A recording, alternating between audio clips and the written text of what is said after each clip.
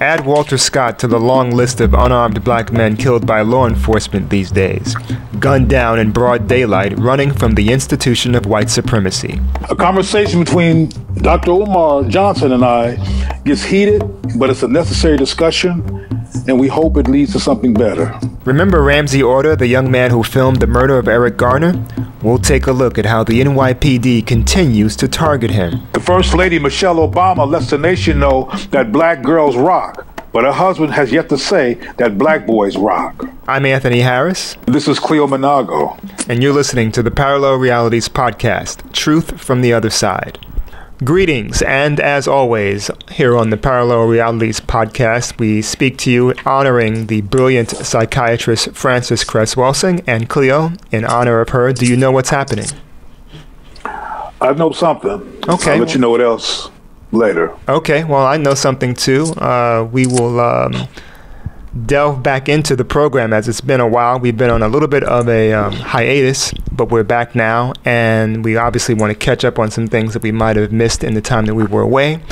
And one of those things is sadly the passing of another brilliant African person.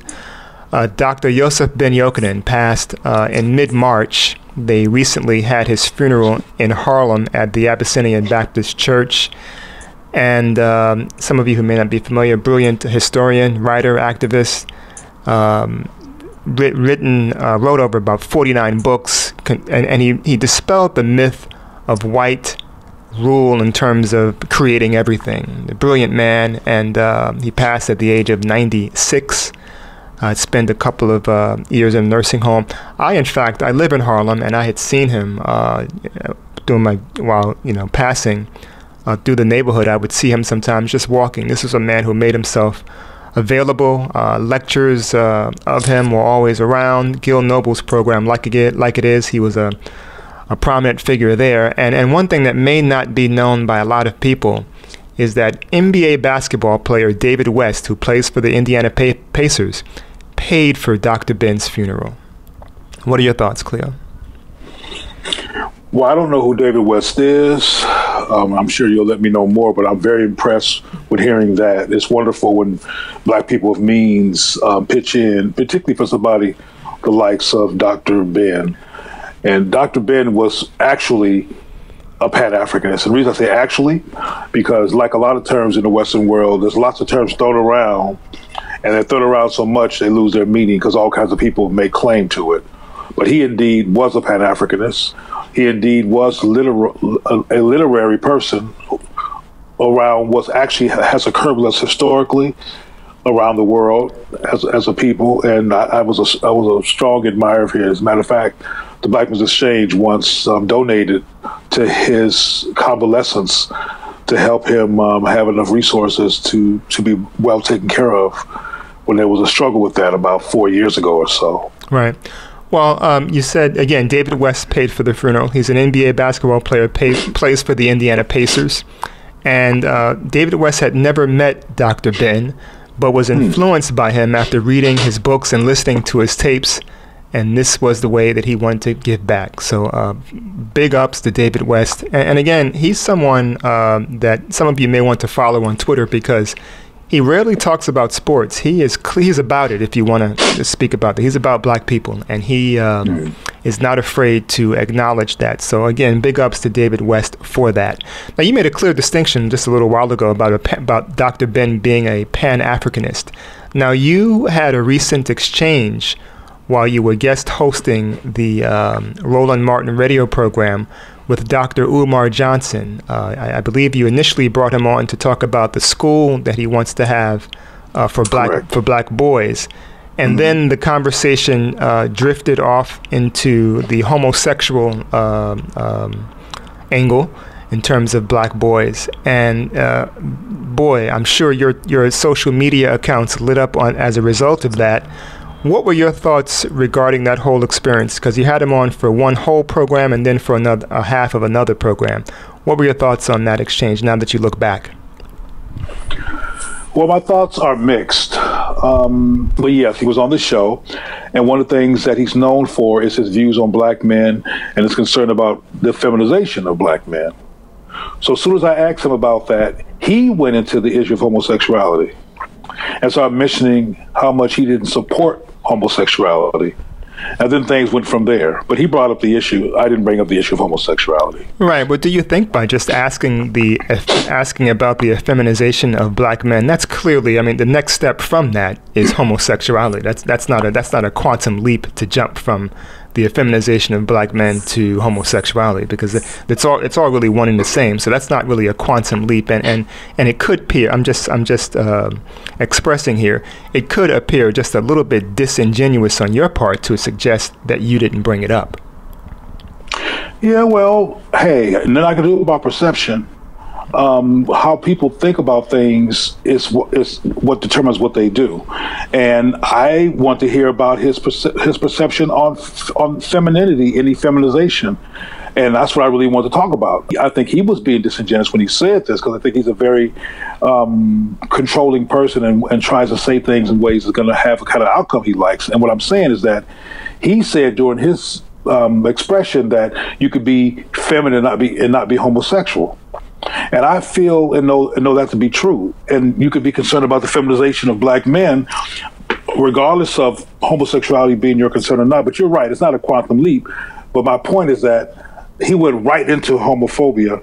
And one thing I should mention is that Dr. Umar tried to control this show before the show even started. Umar Johnson calls himself a Pan-Africanist. Matter of fact, I think somebody told me that he called himself the Prince of Pan-Africanists or something.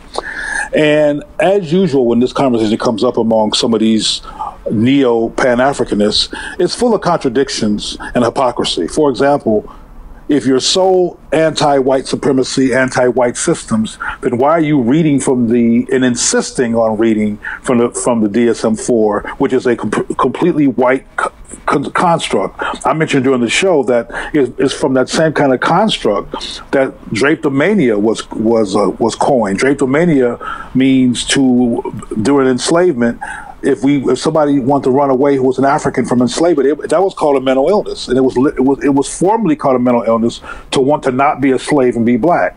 So that shows, among many examples of how biased and human and based on subjectivity things like the DSM-4 are, and it's all white. There was a young brother who called, and you might remember him, who talked about not being able to get a job, how immigrants were taking over the black community, how men were being employed. That dude was wounded, and he felt inadequate and unable to live a quality life. And that's what's behind a lot of these black men's anxiety around homosexuality. They feel like homosexuals are messing up their desperate attempts to be seen as men, as black men in the society historically. So I understand the angst behind the anti-homosexual, frankly, delusions and reactions.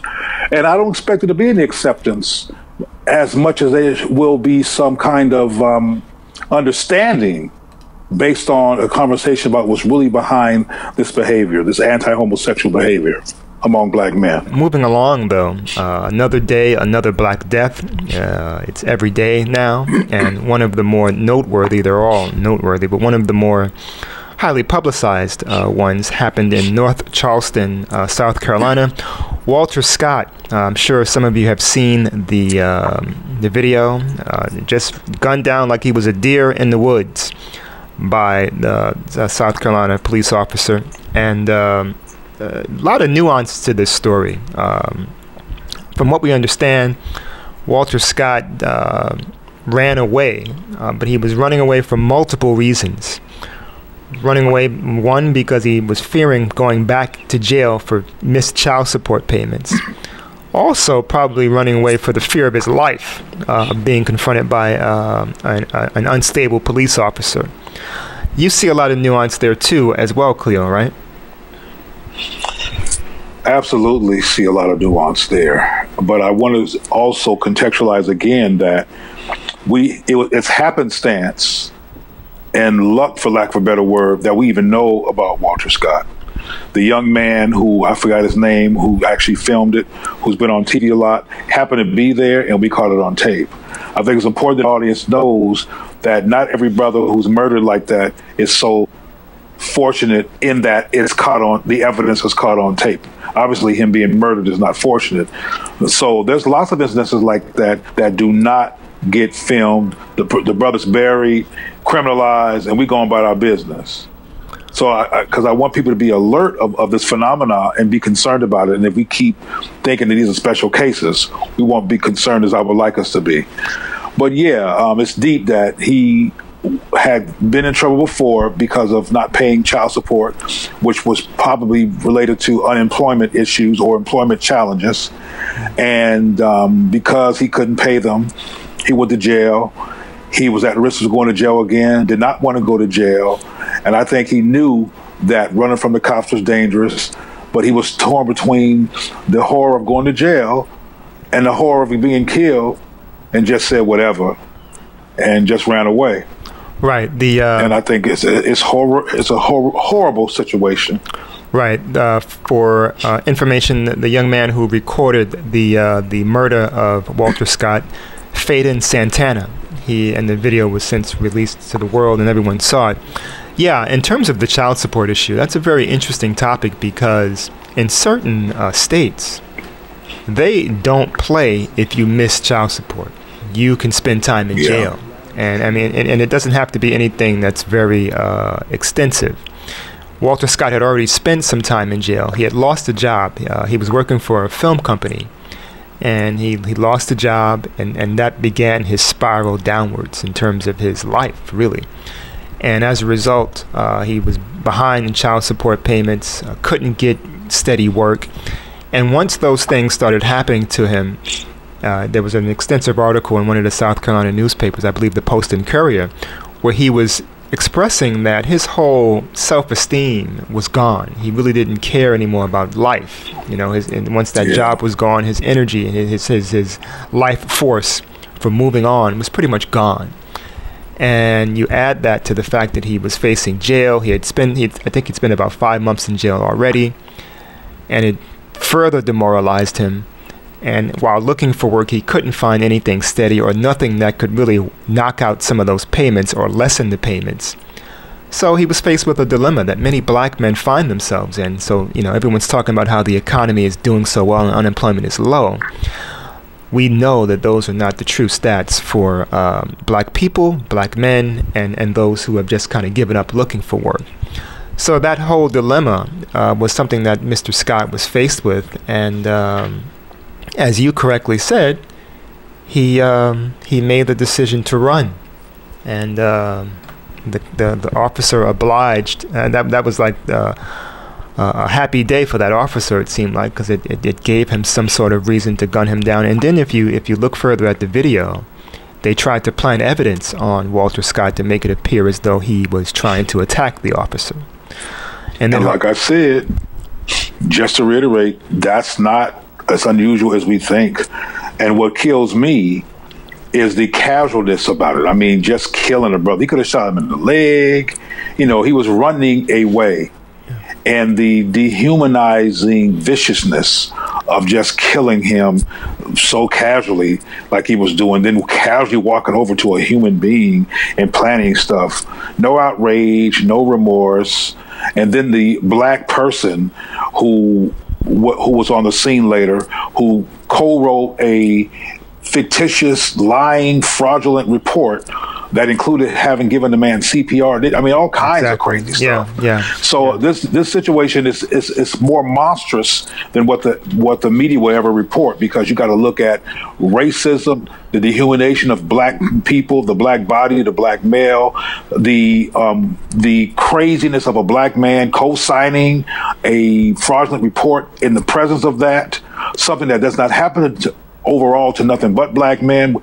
He's demented. The black man is demented that was involved in this, who's been off the hook. He should be also in jail for fraud. Exactly. And for what do they call it when you tamper with a crime and you're arrested for it? When you help somebody, I forgot what the terminology is. I used to know all that stuff by heart, but it's been so long. But he should be in trouble too. Yeah, well, that brings an interesting point, and we will slightly segue here, but it's still one and the same, and we just have a few more minutes in this segment, but we'll bring it to the next segment as well. Recently in Ferguson, there were three black candidates who were elected to office in Ferguson, Missouri. You remember after the Mike Brown murder, everyone talked about the disparity of black elected officials in a town that's predominantly black. Okay, yeah. So now we have three elected officials and everyone's happy about the possibility of that. Now, one of the things they also talked about was the importance of having black police officers in that town. Now, here in the example you just gave, North Charleston, we have a black police officer co-signing with the enemy, so to speak. He is helping the enemy, obliging the enemy, and in the example you gave where Walter Scott was murdered and the black officer is lying about the records. So is it really about having black faces, or is it about having black people who have a consciousness about black justice? It's about evaluating the impact of centuries of internalized white supremacy and institutionalized white supremacy in a society, and creating a gauge or some criteria for the best people based on an evaluation that considers that phenomena. Because there's some mental illness up and down the black community that is poisoned by ambition. And what I mean by that is, for example, the guy who co-signed the fraudulent report on Walter Scott's murder could have been ambitious and wanted to do well in the police department, and wanting to do well based on the system in this country that measures whether you're competent or not, or professional or not, or appropriate or not, which is white supremacist. So that white supremacist frame of reference needs to be deconstructed and acknowledged as a problem. And then there needs to be some kind of evaluation done that I'm willing to co-create with somebody, with some, who willing to do this, for institutionalization of people's mental health and perspective, given the white supremacy problem in this country. Because there are black people who run for office in this country out of ambitiousness to do well based on white supremacist values, who wind up hurting black people.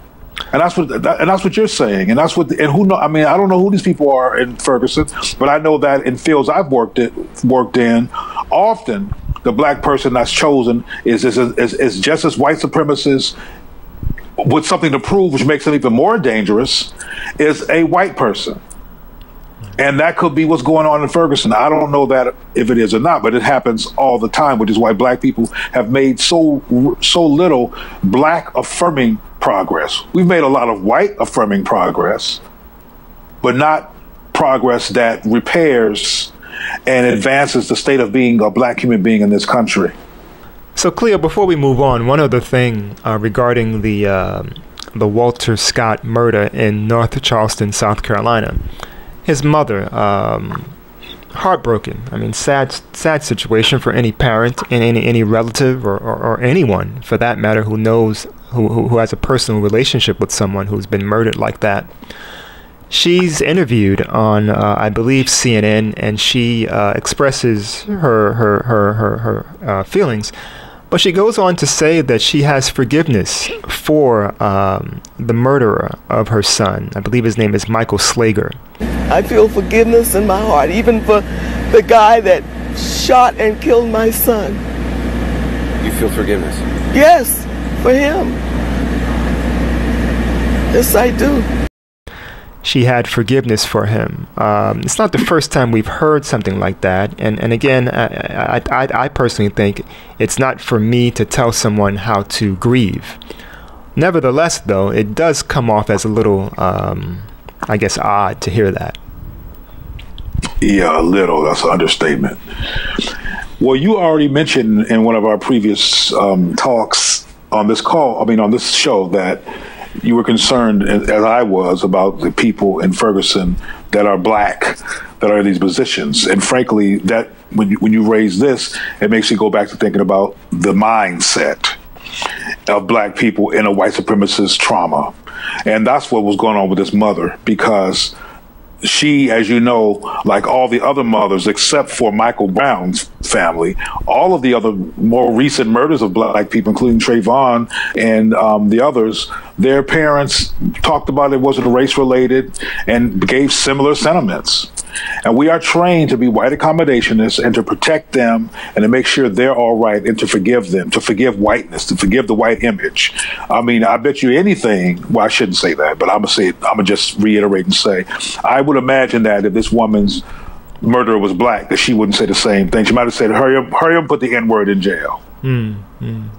And so we have been fractured and ran crazy and have had a lot of mental illness because of white supremacy that we've normalized as black culture and as normalized black impulses like, oh, I forgive. That comes from the trauma of white supremacy.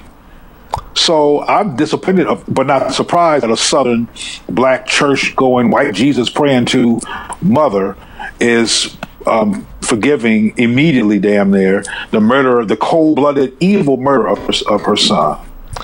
Yeah, it kind of goes back to what I was saying, and you made the correlation, which I was trying to make, that everyone lauded the residents of Ferguson for electing 3 black people to the city council there, and let's wait and see. That yes, that is a good step, but let's wait and see how things go. And then, and as you said, what's in their mind?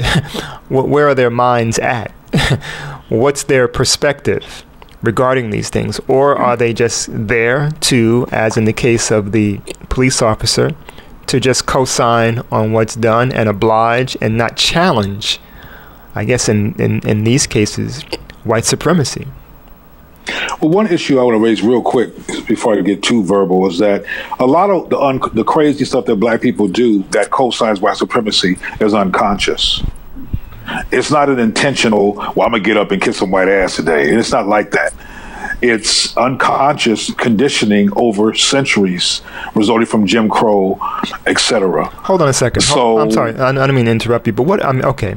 Are you telling me that when something happens, when a black person is dissed by a white person and there's an opportunity to challenge that, you're telling me that within those seconds or moments in the black person's head, in the black people that you're talking about who co-sign on white supremacy, in the black person's mind, they're thinking lynching, they're thinking slavery, they're thinking, No. Okay, so what's going on in their mind? Help me out. What's going on in their mind so that they take a position that co-signs on racism? As I mentioned, this is unconscious, and we are not thinking of anything in terms of planning and conscientiously. We're having an impulse. So impulse results from what occurs in the unconscious mind that is triggered and causes one to have a reaction. On an unconscious level, we're triggered to be white protecting and white serving, and we don't know that. We don't realize that. We don't realize that because most shows on TV that feature black people are either comedies or buffoonery, that teaches us to be anti-black. We don't know that. I mean, the reason why a show like Empire allegedly has such a large audience is because we don't know and don't kind of realize how offensive it is, because we've been trained to not be offended by what's offensive. So when a white person which is the image that's always being romanticized, Cinderella and Walt Disney and almost all TV romanticizes them and makes them seem to be the most wonderful and loving and most perfect people on earth, while black people are being dogged. We're conditioned to have that mentality. Right. So when a white person is in trouble for killing a black person who's inferior, we have to protect the white person because it was an inferior person that was killed. And they're precious in the name of the Lord. Did you see Jesus? I mean, right now there's a show on TV called AD the Bible or something. Have you seen that? No, heard about that? No, I haven't. No. Well, there's a Bible epic on TV right now as we speak, featuring white folks running around hollering Jesus. Wow. And with no protest on a large scale about it, because part of us have been trained to believe that that's what's going on. That's the way it is. Right. And instead of saying Black Lives Matter, we need to start saying Black Repair and Black Mental Health Matters, because they done ran us crazy. Okay, well, maybe this is another example of the craziness that you're referencing. In Georgia, Reverend Dr. Samuel Mosteller made some to some controversial comments. Let me just say it this way. I am going to have to advocate at this point that all African Americans advocate their Second Amendment right. So I'm going to ask that every family avail themselves of their Second Amendment rights, which is the full American right. Because we're tired now. We're going to have to do something in our community to let the rest of America know that we are not going to be victimized by just anybody, whether it be police or folks that decide that, oh, black people are thugs and we need to control that black community. We're not going to allow that anymore. And I just want to get your thoughts on what he said and vis-a-vis what's happening, you know, in terms of this craziness. Because to me, it's that's a logical conclusion that he jumped to. Unfortunately, the SCLC, within 24 hours, he was relieved of his leadership position pending a quote-unquote internal investigation and an internal training program. So what are your thoughts on that? Well, we have a theme here, whether we did it on purpose or not, about white accommodationism and the problem of that. Because all the brother said was we need to defend ourselves. And the situation that he described that we need to defend ourselves from is real. But when I first heard about it, my first comment was, oh, damn. Because the white supremacy protecting mechanisms that's in the black psyche based on conditioning, I figured we'll jump in there because he was all blatant with, look, we need to arm ourselves against our destruction. So but the other issue, though, that's not being mentioned is that SCLC and a lot of these other organizations get funding. And they can lose funding if black people don't stand in line and just tolerate everything and not challenge these white supremacist issues. So that could be what's going on. But I expected him to be reprimanded. I was shocked when I heard it. I was like, dang. Right. Oh, well, and again, even after the murder of Walter Scott, and trust me, there have been others since the murder of Mr. Scott, there's been no word, no strong affirmative word from the SCLC regarding those situations. Interesting. We'll see. Well, the same forces that silenced them are still there. They're not gone. So, I mean, just because a brother gets killed again and again and again doesn't change the scenario that they feel like they're in. Black folks are afraid and scared. I'm telling you, we are. We are scared of white folks and anti-black unconsciously, and we got some work to do beyond protesting in the street. Some internal unpacking for us to be advanced as a people, because we are designed to stay in this rut. Because if a Jew said we want to be protected, or anybody else, they wouldn't have got fired this quickly. They would have been seen as a warrior on behalf of their people. He was punished for caring about black folks. That's deep. That's deep. Moving along, you are familiar with Ramsey Orta, right? Yes. Yes, he's the brother who filmed the murder of Eric Garner back last summer. And ever since from the moment he released the videotape, he was targeted by the police. They found him. They created a scenario where he had gun charges. I'm sorry, not gun charges. Selling marijuana or selling drugs to police. He was faced in jail for that. Even his wife or his girlfriend was challenged with targeting as well. Okay, so he's been in, he was placed in jail, and there was rumors about some of the food that he was given being laced with rat poison he wasn't eating. And his people who were in support of him set up a GoFundMe account so they could pay his bail. Okay, thousands of dollars come in because people realize that this is a person who did a good service, and for whatever reason he got caught up in some drama. It appears as though it was targeted. It just seemed as though it was just BS by the police to just go get someone who uncovered their behavior. Okay, so they raised the bail for him, and they try to pay it, but the judge denies the bill, and they want to look into whether this money was gained through some nefarious way, i.e. drugs. I guess they did their quote-unquote investigation. The money was legit, and he was released later. What were your thoughts on that whole process? And again, this is a brother who stood up for black people unapologetically, and who is being targeted for that. Well, you know, believe it or not, I don't. Maybe because this is in New York, I don't have all the details that you have, but I can say that I'm not surprised by any of it. The light blue line or the white blue line for the cops situation and all their corruption is always being protected, and they're always trying to criminalize people that are exposing them. I remember when there's a young man, and I forget his name, and I just hope it's not going to be too confusing, but it was a young college student, a young black college student, about 3 weeks ago, who got roughed up by the cops in Virginia, I think it was. Yeah, he went to the University of Virginia. I think it's Martise Johnson, I think the brother's name is. I think that's it too. And within the blinking of an eye, the media, including the likes of CNN and NBC, et cetera, started talking about how he had a fake ID and tried to criminalize him immediately. Yeah. And I had the opportunity while on television myself to interview one of his closest friends, and he had, it was not even true. Yeah. And they don't even, they're so busy ready to criminalize a black man who's been accosted racistly by cops that they don't even do journalism. They don't even do research. They don't even do what you're supposed to do to investigate a situation. He's black. We gotta make him bad. So he stole an ID. I mean, he had a fake ID. Yeah. And he didn't have a fake ID. He was an honor student, blah, blah, blah, blah, blah. Yeah, I mean, and the images of how the police treated him, as you said, blood was coming from his forehead. After they arrested him, they chained him from his feet to a desk.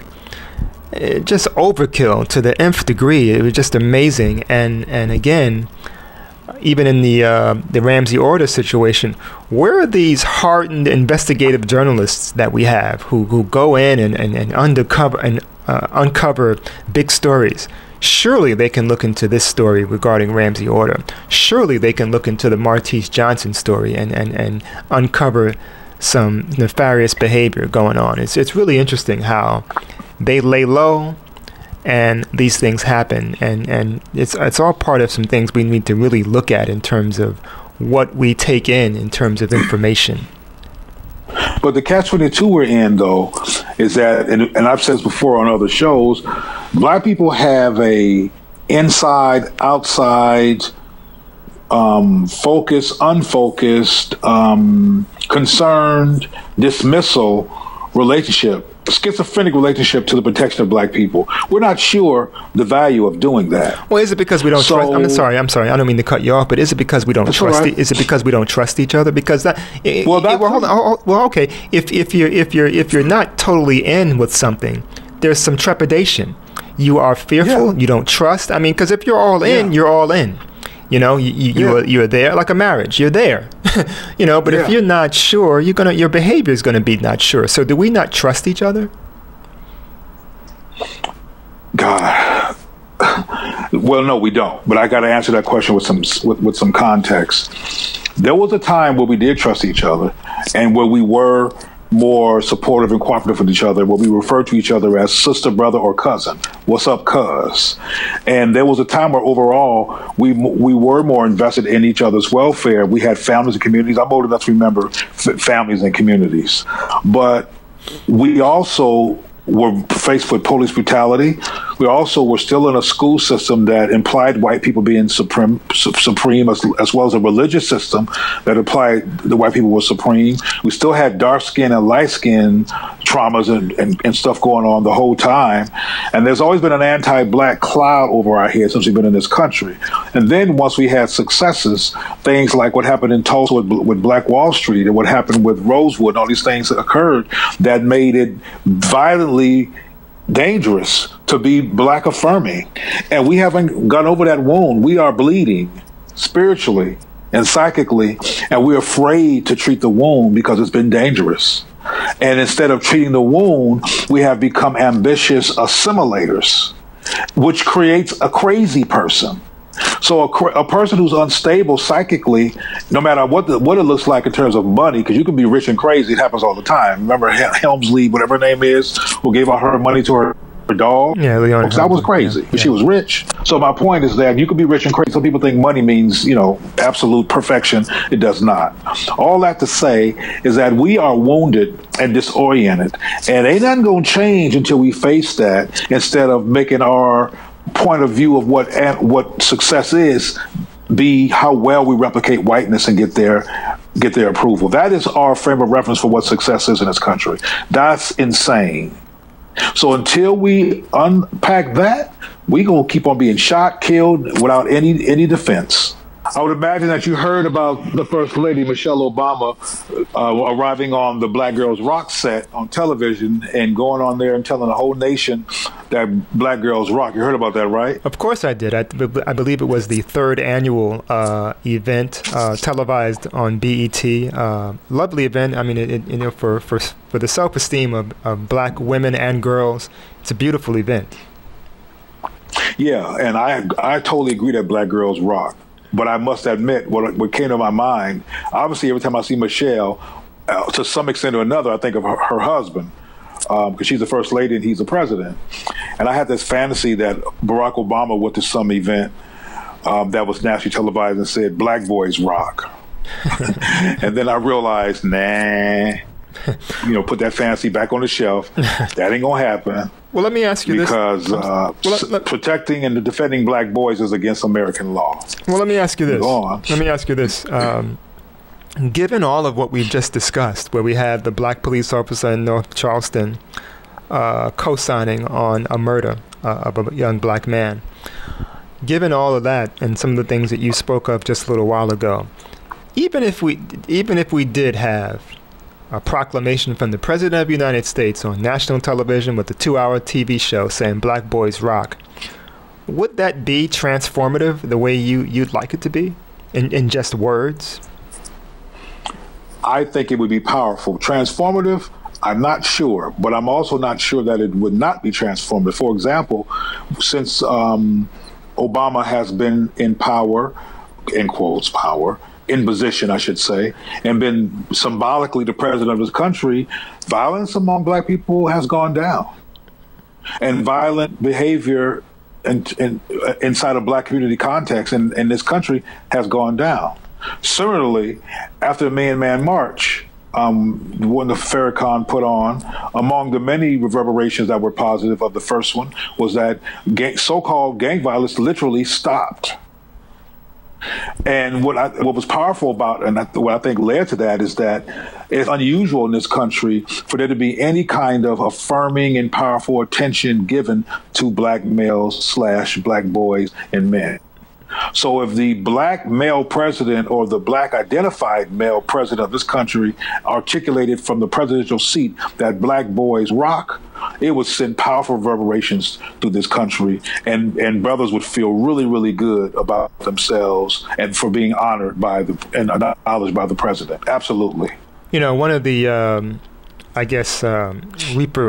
repercussions or blowbacks from Black people affirming themselves is that there will be, not that it's important or not, but there will be a reaction from white people. One of the really funny things from the Black Girls Rock thing that I heard was that there were a number of white mothers and young white girls who were saying, "Yeah, I heard. Yeah, I don't rock." And the young girls asking their mother, their white mother, "I don't rock." There was all of a sudden there was this feeling of inclusion.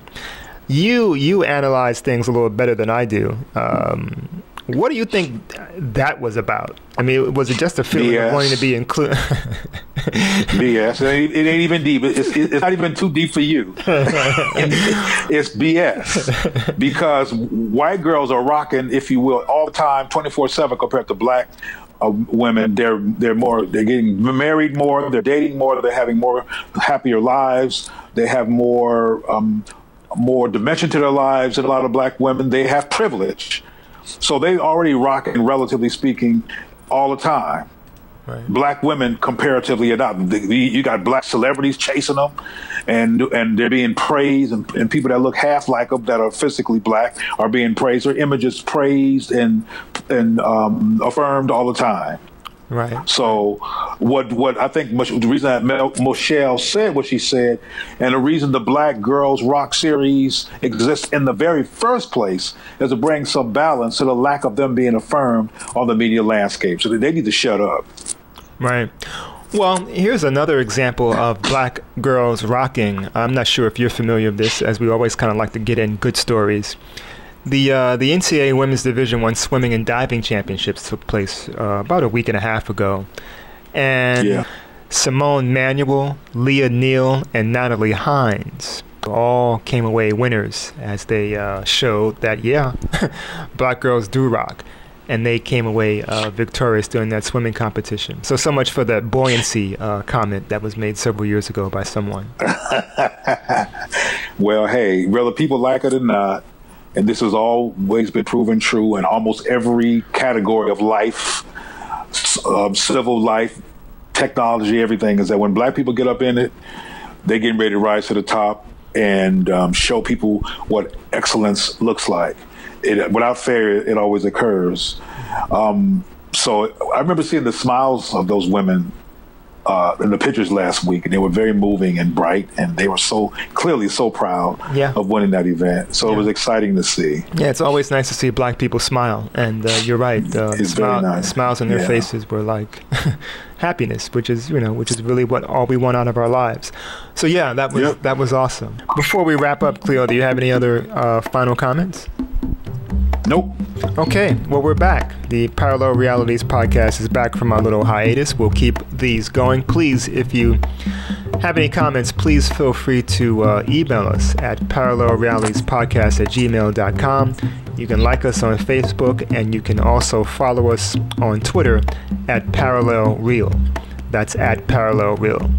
Cleo, thank you once again. We're back doing these, and we will be speaking more about the issues concerning black people very soon. Thank you. As usual, Anthony, thank you for the conversation, and we'll talk soon. Okay. Take care. You too. Peace.